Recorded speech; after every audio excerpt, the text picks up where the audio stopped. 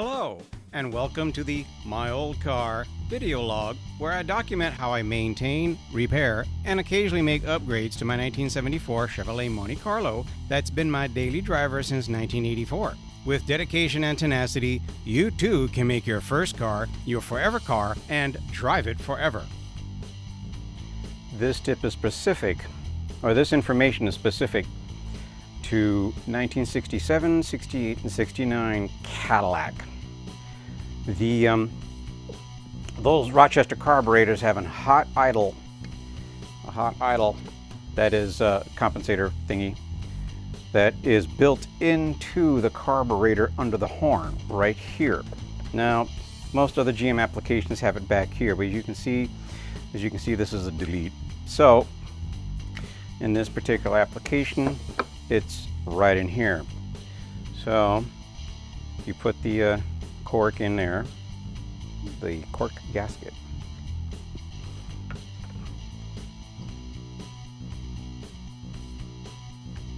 There. Now you set this in here, and yeah, as weird as this feels and looks, this really is how it's supposed to go.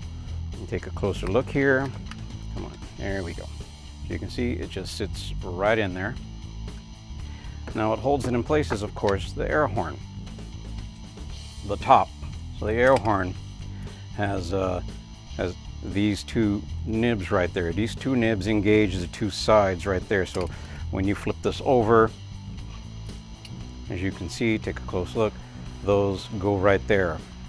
Now one of the things, this is another unique deal. This is used to close this while you're doing idle adjustments.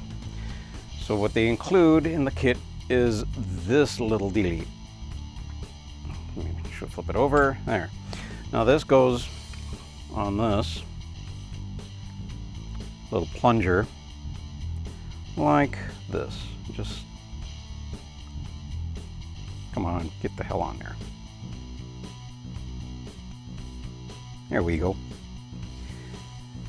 And so, what this does is it seals it up so it keeps any gunk from coming in or any gunk from coming out. Vapors or whatever. So anyway, and one last thing. This is indeed a proper strainer. I've seen people take this, oh, well, you know, this is a piece of shit. They throw it out, they put in a, quote, real filter.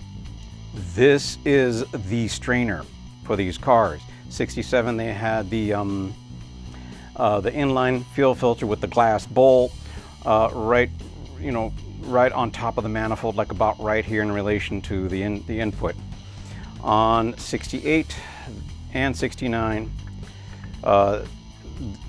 again, you know, the strainer is right in here. And oh, by the way, you got to be really careful when you're putting this in here, threading this in here, because the threads are real sensitive. It has to go in with absolutely no resistance. Otherwise, you're going to cross thread it.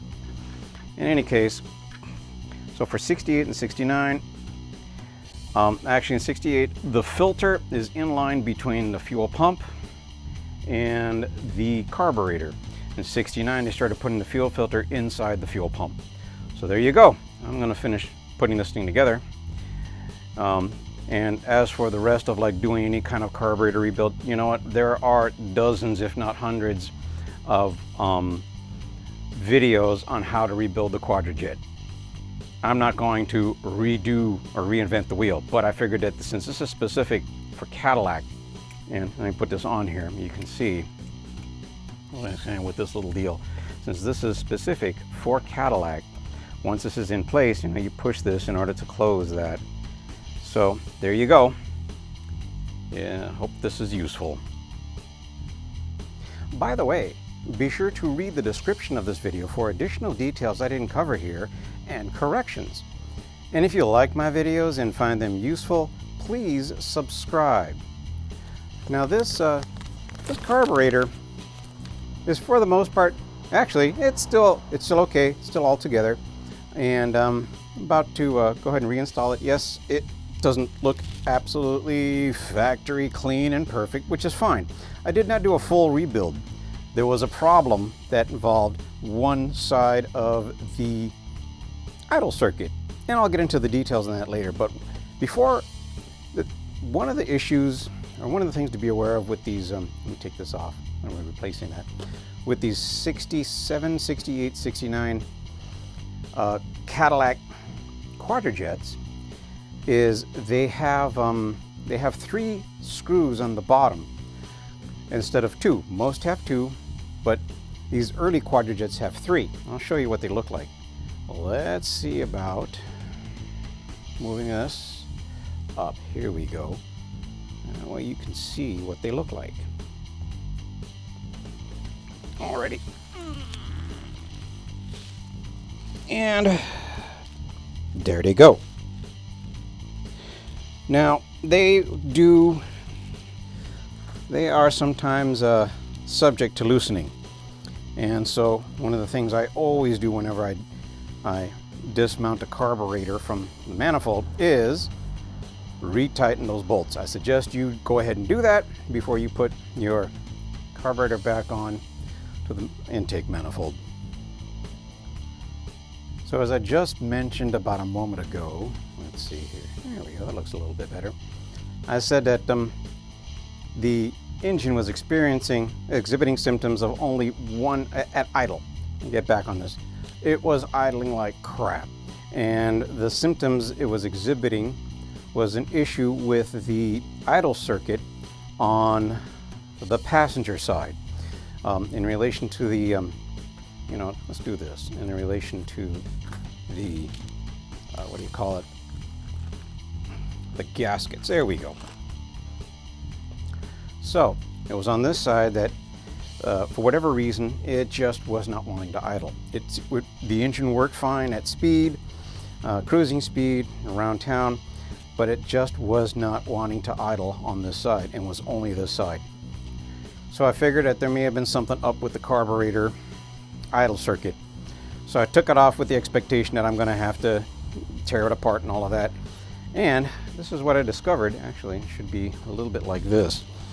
And so this is what I discovered over here when I took the carburetor off, and then of course I took off the gasket. So this part here is what is called a heat shield. They call it in the shop manual and in the parts book a heat shield, or I suppose in more colloquial terms, this could be a shim. It's a thin piece of stainless steel and it's reusable. But then when I pulled this off, I discovered this. And there's a piece of the gasket missing right here.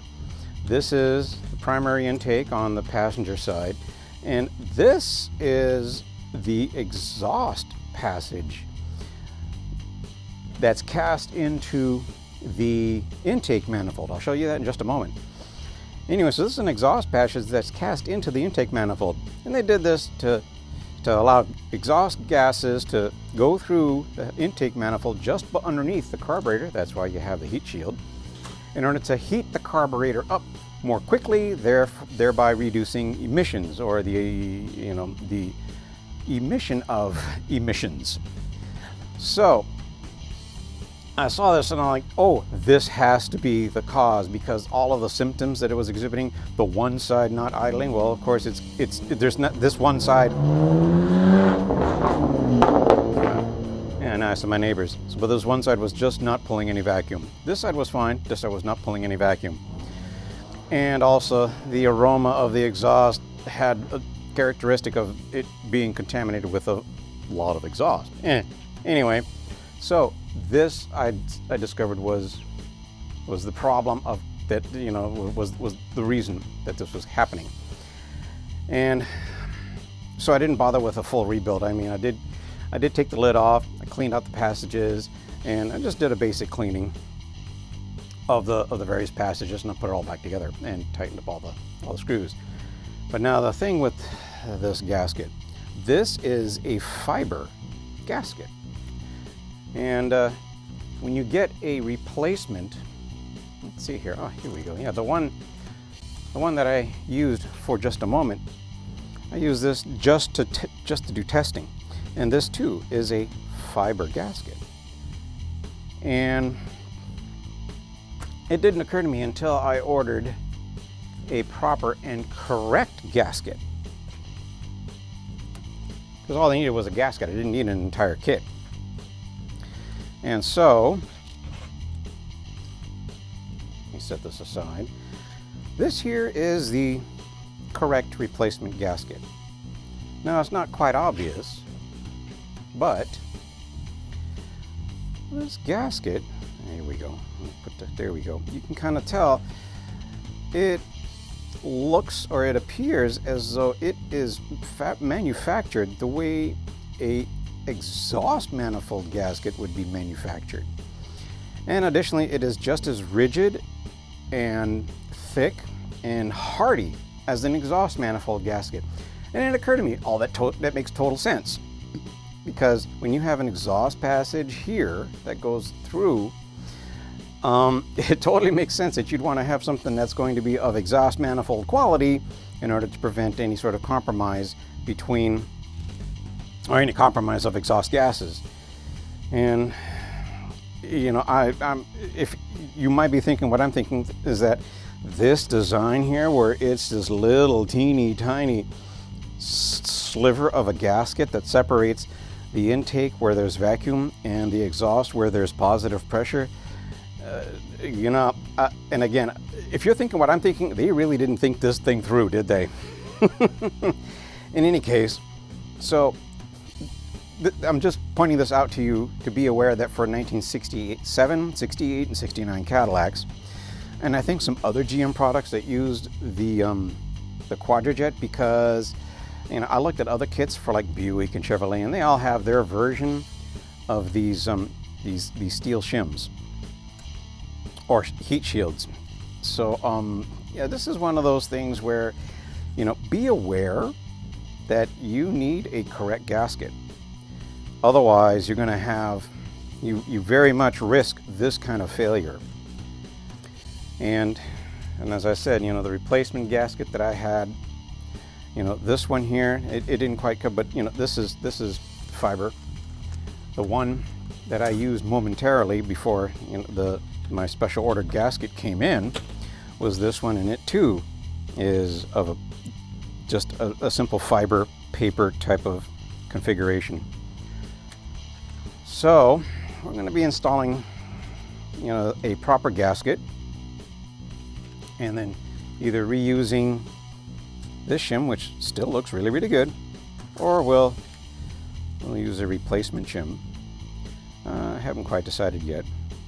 I'm probably going to be reusing this one because this looks really, really good. And so yeah, let's mosey on over to the intake manifold and we'll continue this project. Okay, this next thing I'm about to do, I'm sure purists are going to hate. But we're only talking about like the concourse 100-point absolute factory correct type purists. Now it says that in the shop manual, you need to set the base gasket first and then put the heat shield on top of the base gasket. That's all fine and dandy. But when you try to maneuver the carburetor on top of this is all, you know, there's nothing to keep this from sliding around. And I don't know if I mentioned this, but this shim is really thin and super fragile. It's just a little bit thicker than glorified foil. So, oh, and yeah, once you actually get it all together, you go ahead and put these bolts in, you know, assuming you didn't molest this shim.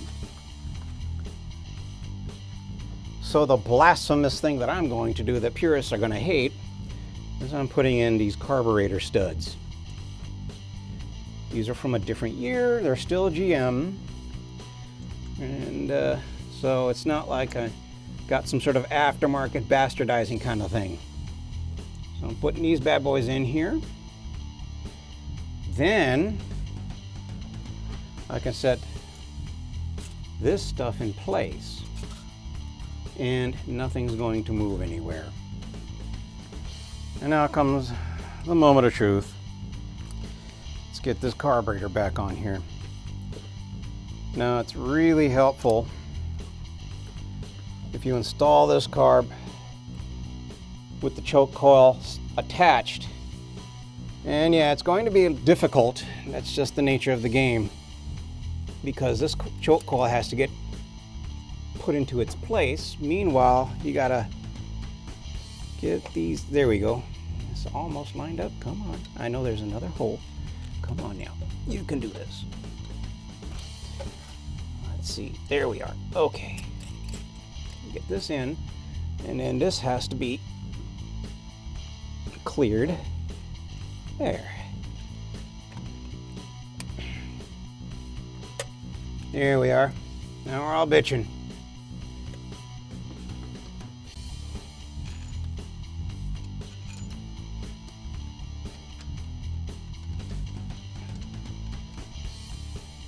Alright, just making sure that everything's together before I start bolting things down, tightening things up. And, oh yes, and so, yeah, you know, the rest of this is pretty straightforward. You know, you got to hook up the return spring, the distributor vacuum advance here, the PCV valve here. There's the right here. This is where the what the hell is this damn thing called? The diverter valve for the AIR pump goes, and of course the fuel line inlet, and then yes, the accelerator. So yeah, hook all those things up, and then, you know, you'll be bitching. Well, she's running nice and smooth, no leaks.